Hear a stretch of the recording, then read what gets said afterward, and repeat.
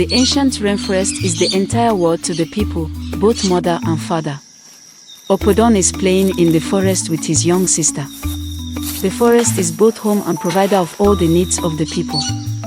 The people have few weapons as they have no strife and work as a community to survive. The hunters use flint-edged stones affixed to straight branches with point to hunt small game. They also use traps for larger game within the forest. Orpadan is playing a game with his younger sister as twilight approaches.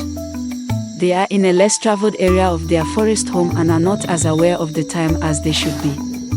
As Orpadan is practicing his tracking and hunting skills, his sister is hiding and camouflaging herself with leaves and other items to startle him as he comes near. The forest is suddenly deathly still as his sister hears a whisper of movement behind her.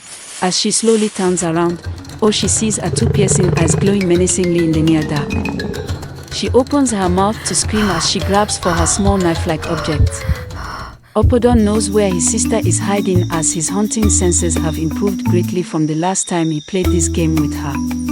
As he pretends to pass her known hiding spot, he suddenly latches sideways to clear the leaves and branches to scare her, and is shocked to only see leaves falling and small traces of blood from where she was just standing.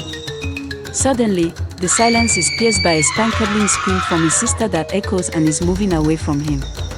Orpadan shouts in fear and grief and takes chase, using his hunting skills to track any evidence of her passage.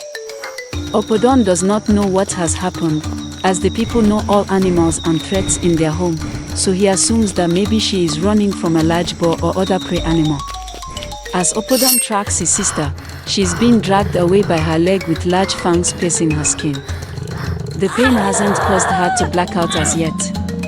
With her wits rapidly leaving her, she grabs her flint knife and lashes out, attempting to wound the animal.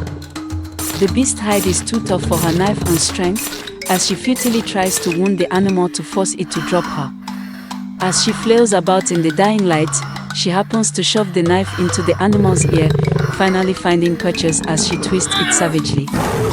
The beast drops her, and the resulting roar deafened her and shook leaves off the trees. In the now twilight environment, she could see a massive beast pawing at its ear and then looking at her with a snarl and a new sense of caution. Orpadan's sister gets on her hands and knees unsteadily with some blood loss, but her adrenaline fuels her awareness as the beast suddenly leaps and grazes her with a massive slash to her side as she quickly latches to the side and towards the direction of the leap to confuse it. As the beast recovers from the failed attack and readies for another, Orpadan breaks into the scene with his spear and immediately launches an attack, only slightly embedding the spear into the beast's neck. The beast shimmies its neck, and the spear goes flying as it eyes Orpadan and readies a new attack with an ear-splitting roar.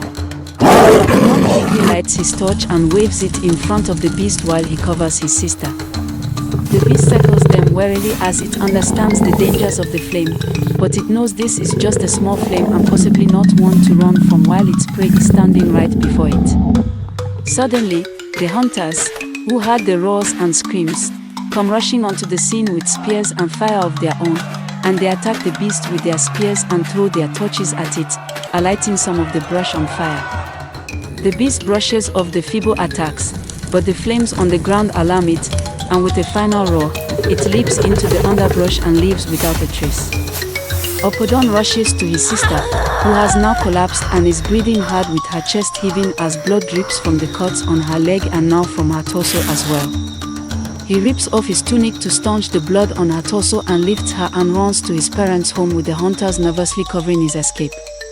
Orpadan's father and mother are in the compound clearing as Orpadan meets them, and they lay his sister by the community fire as the elders and healers gather round. The healers tend to his sister as she silently caresses Orpadan's face and wipes away a tear as she loses consciousness. Orpadan looks at her in shock as her hand drops away, and his mother and father hug themselves for comfort. Eventually, all who are gathered comfort the family and themselves as the light fades from the scene in the unbearable stillness.